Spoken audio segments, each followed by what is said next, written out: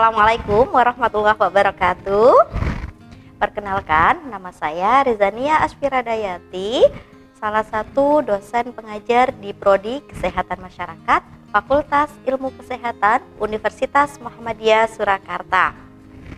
Dalam kesempatan kali ini, saya akan menjelaskan mata kuliah Kesling Dasar, di mana mata kuliah Kesehatan Lingkungan Dasar ini merupakan mata kuliah wajib bagi mahasiswa yang ada di Prodi Kesehatan Masyarakat dengan sebaran 2 SKS yang ada di semester genap.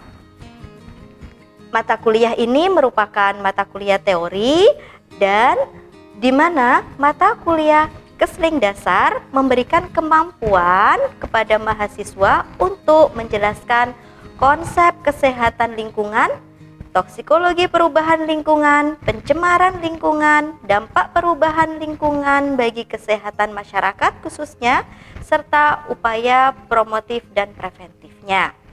Beberapa CPMK dari mata kuliah ini, yang pertama yaitu terkait konsep kesehatan lingkungan dan juga permasalahan kesehatan lingkungan.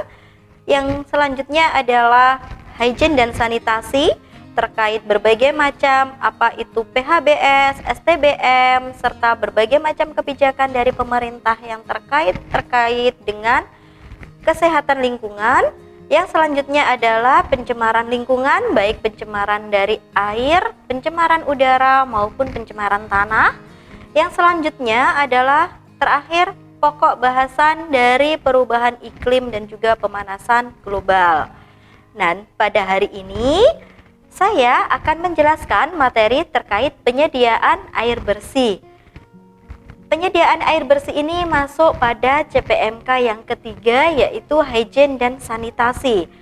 Penjelasan dari materi penyediaan air bersih ini dimulai dari berbagai macam peraturan dari pemerintah yang terbaru khususnya, yakni Peraturan dari Permenkes RI nomor 2 tahun 2023, karakteristik air, sumber air, parameter, dan juga dampak kesehatan penggunaan air yang tidak sesuai dengan peraturan yang telah diatur oleh pemerintah.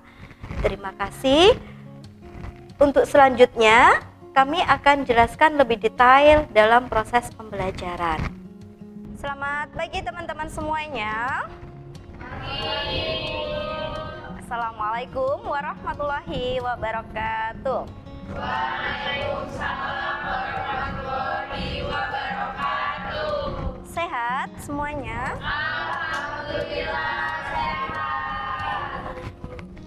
Oke, teman-teman semuanya, seperti biasa sebelum kita pelajaran untuk mata kuliah selanjutnya, kita tadarus terlebih dahulu. Kita ngaji bersama surat Ad-Duha, dimulai dari ta'awud terlebih dahulu. Yuk. A'udzu billahi minasy syaithanir rajim. Bismillahirrahmanirrahim. Wadduha wal laili idza saja. Ma wadda'aka rabbuka wa ma qala. Walal akhiratu khairul laka minal ula. Wala sawfa yu'tika rabbuka fatardo. Alam yajidka yatiman fa'awa. Wa wajadaka dhalan fahada. Wa wajadaka ailan fa'agna. Fa'ammal yatima fala taqhar. Wa ammas sa'ila fala tanhar. Wa amma bi ni'mati rabbika fahaddits. Shadaqallahul azim. Ya. Kita lanjutkan untuk materi. Di minggu lalu kita sudah berbicara atau berdiskusi terkait penyehatan pemukiman dan perkotaan. Kita sudah tahu syarat-syaratnya rumah sehat seperti apa. Terus kita juga sudah tahu bagaimana sih gambaran rumah yang kita impikan, ya kan? Teman-teman masih ingat kan ya minggu lalu? Nah, hari ini kita akan lebih berdiskusi terkait syarat yang lainnya yang harus dipenuhi di rumah sehat tersebut, yaitu penyediaan air bersih. Oke, teman-teman semuanya, kalau kita berbicara masalah air merupakan kebutuhan pokok. Kadang kita juga pernah beranggapan gini ya, mending nggak makan daripada nggak minum, kayak gitu ya. Karena apa? Karena menahan haus itu lebih sulit daripada menahan lapar. Bener ya? Oke, kita lanjutkan. Di Indonesia sendiri ada berbagai macam peraturan, khususnya Permenkes, nggih. Nah, di Peraturan Menteri Kesehatan yang terbaru tahun 2023 di nomor 2, air bersih merupakan air yang digunakan untuk memenuhi kebutuhan hidup sehari-hari, di mana kualitasnya harus sesuai dengan persyaratan air bersih. Nah, air bersih ini ada yang bisa diminum, ya kan? Ada yang bisa diminum, ada yang bisa digunakan untuk kebutuhan sehari-hari. Contoh, selain air untuk minum, untuk apa lagi? Mandi, ya kan? Wudhu, terus mencuci, terus apa lagi? Masak, ya. Nah, air minum adalah air yang melalui proses pengolahan atau tanpa melalui proses pengolahan. Artinya apa? Artinya air itu ada yang harus diolah dan ada yang nggak usah diolah. Contoh yang air tanpa ada pengolahan sebenarnya dia bisa untuk memenuhinya, air yang bersumber dari mata air, ya. Nah, dengan berbagai klaim air mineral itu kan, meskipun sih klaimnya ya dengan pengolahan ini itu, sebenarnya air dari mata air itu kan sudah sesuai, ya, tidak harus diolah. Artinya ya langsung diminum boleh. Terus di mana akses dalam masyarakat untuk ketersediaan air minum itu ada 5 indikator. Yang pertama adalah kualitasnya, dan yang kedua adalah kuantitasnya, yang ketiga kontinuitas, dan keempat adalah kehandalan sistemnya, dan yang kelima serta kemudahan dalam harga maupun jaraknya. Yang pertama dulu kita ke kualitas. Jadi air itu banyak, air itu dekat, air itu murah, tapi kualitasnya jelek. Kalian masih mau pakai? Enggak, ya. Apalagi kalau yang kedua kontinuitas, airnya bagus, ternyata tapi cuma sedikit. Rebutan enggak tuh nanti? Rebutan, jelas ya. Terus kontinuitas, airnya itu kualitasnya bagus, air itu banyak, tapi ternyata tidak selalu ada. Ya, itu kontinuitas. Jadi air itu ya harus terus-menerus ada gitu. Terus yang keempat, ada kehandalan sistemnya. Artinya apa? Bahwa kalau kita pakai air sumur untuk minum, kita harus punya kompor untuk masak, kan gitu. Itu adalah kehandalan sistem. Itu hal yang sederhana. Bagaimana dengan berbagai macam instansi, instalasi dan sebagainya? Contohnya adalah perusahaan air minum daerah atau kita sebut dengan PDAM. Nah, sistemnya harus jelas. Gimana cara ngolah air sumur? Kalau yang di Surakarta ini kan terkenal dengan air yang bersumber dari Sungai Bengawan Solo. Airnya seperti apa? Keruh jelas, ya kan? Air sungai karena. Nah, tapi kenapa bisa dialirkan dan kita pakai Bu untuk air minum?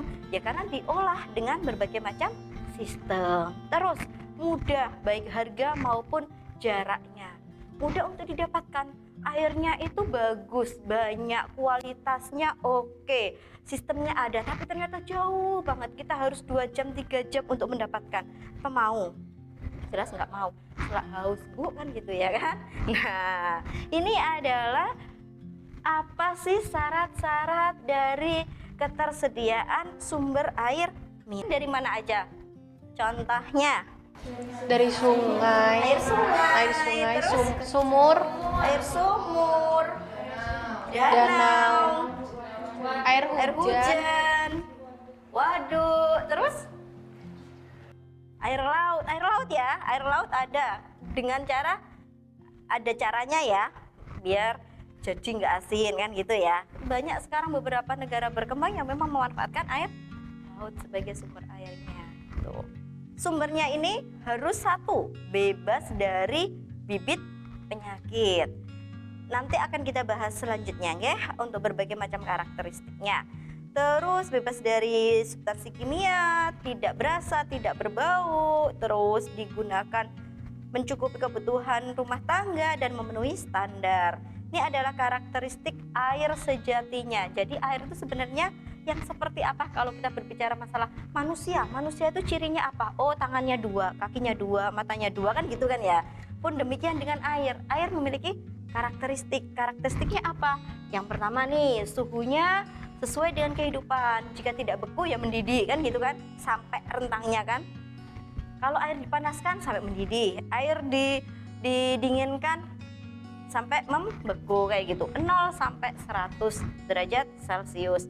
Perubahan suhu air berlangsung lambat sehingga air memiliki sifat sebagai penyimpanan panas yang sangat baik. Air memerlukan panas yang tinggi dalam proses penguapan. Air merupakan pelarut yang baik, memiliki tegangan permukaan yang tinggi, dan satu-satunya senyawa yang merenggang saat membeku. Ini adalah karakteristik atau ciri-cirinya dari air. Terus penggolongan air. Yang pertama tadi, air tanpa pengotoran. Artinya apa? Nggak pakai diolah, itu air sudah bisa digunakan. Contohnya ya tadi, dari mata air. Oke, sip. Terus yang kedua, air yang memang harus mengalami desinfeksi, ditambahkan lagi zat kimia untuk membunuh kuman yang ada di dalamnya. Terus air dengan penjernihan lengkap, artinya air itu harus tidak hanya didesinfeksi saja, tapi juga harus diolah, disaring, diendapkan. Nah, itu adalah pengolahan. Terus air dengan penjernihan yang tidak lengkap. Kalau dari sumur biasanya ya sudah diendapkan. Kalau kita ingat orang-orang yang zaman dulu, air itu ditaruh di gentong, ya enggak? Masih ingat ya? Nah, air ditaruh di gentong, terus dibiarkan, baru nanti dimasak kan gitu. Itu adalah cara yang paling sederhana dalam melakukan pengolahan air, yaitu pengendapan. Jadi nanti ada semacam endapan di bawah sendiri, itu ada endapannya. Nah, jadi kita pakai yang atas dulu, dicidui gitu kan ya, bagian atas direbus. Nah, kadang kalau orang dulu itu pun tanpa ada direbusnya, karena apa? Memang air dulu tidak terkontaminasi, beda dengan sekarang, ya kan? Ada berbagai macam sumber kontaminan. Terus air dengan penjernihan khusus, ini biasanya juga ada purification-nya, di mana ada berbagai macam alat, mulai dari sampai ke sinar UV dan sebagainya. Ini alat-alat yang memang biasanya digunakan untuk khusus. Contohnya adalah RO. Air RO, tahu teman-teman air RO? Tahu? Apa ya? Melewati penyulingan. Oke ya. Jadi penyulingannya alatnya khusus. Ada nanti ada sinar UV-nya, ada berbagai macam peralatannya digunakan. Biasanya juga khusus. Ada yang di rumah sakit digunakan di ruang operasi. Nah, ini adalah air-air yang dengan penjernihan khusus. Yep. Terus ini persyaratan air bersih, teman-teman. Persyaratan air bersih ini dari yang tahun 90, terus ada yang diperjelas di tahun 2017, terus di yang tahun 2023 masih sama sebenarnya syaratnya. Ada syarat fisik, kimia, biologis, dan juga radioaktif. Makanya kan saat kita berbicara kebutuhan air minimalnya berapa satu orang sehari? 8 gelas gitu ya, gambarannya entah gelasnya gelas segini atau gelas segini gitu ya, yang penting gelas gitu ya. Nah, 8 gelas, di situ kita tahu bahwa airnya bukan air saya sudah minum lebih dari 8 gelas, ada pagi minum susu 2 gelas, siang minum es teh 2 cup, sore minum, nah yaitu bukan ya. Kita berbicara masalah air adalah air yang air putih ya, tuh. Jadi kalau di dalam air itu ada fluor, klor, arsen, tembaga, besi, zat organik, pH ya. Dan ini karbon dioksida. Nah, kalau klornya harus berapa? harus maksimalnya 250. Jadi di sini sudah jelas ada peraturannya. Kita tidak bisa ngeklaim air kita sehat jika kita tidak sesuai dengan peraturan pemerintah. Gitu, nggih? Oke, masalah yang timbul apa sih jika air yang kita gunakan nggak bersih? Diare, Oke, diare. Terus apa lagi?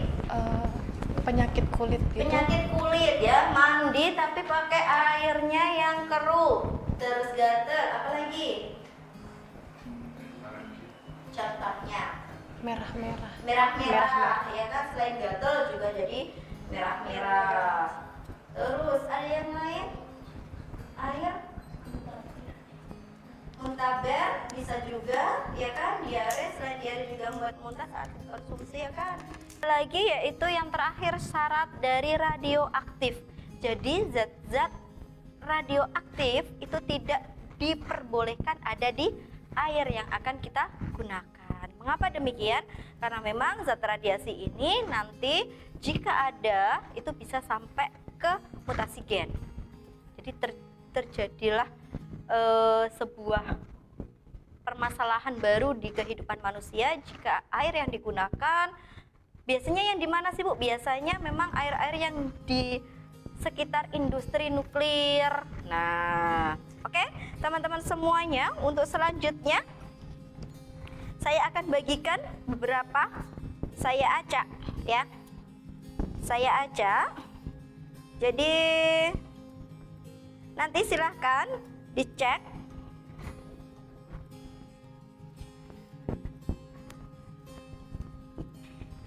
Ini adalah sebuah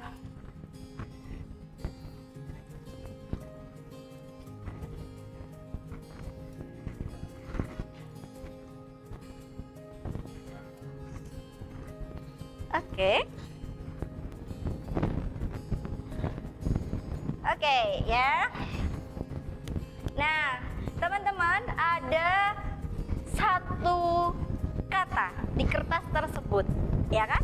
Ada satu kata di kertas tersebut. Ada yang parameter fisik. Coba angkat tangan. Parameter fisik tulisannya. Parameter fisiknya apa saja tadi? Ayo, silakan berdiri. Parameter fisik apa? Warna. Oke. Terus ada yang lain? Kekeruhan warna? Oke, bau. Ada yang lain?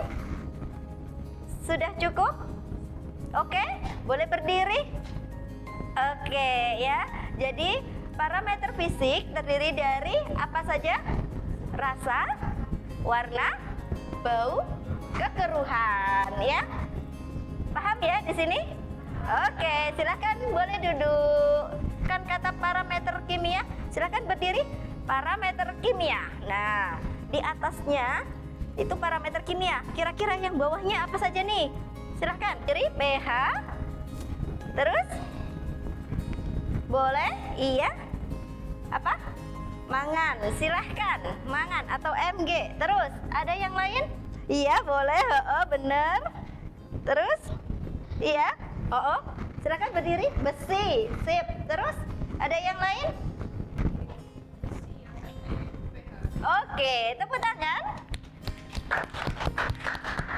Yang terakhir, parameter mikrobiologis. Siapa parameter mikrobiologis yang punya kepala parameter mikrobiologis? Oke, parameter mikrobiologis.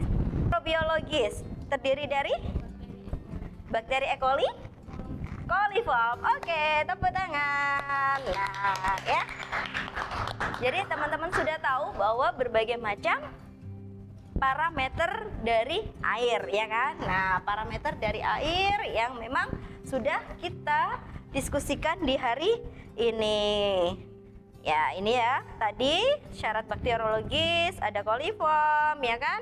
Ada E. coli, terus ini yang kimia tadi ya, ada arsen, klor, tembaga, kan?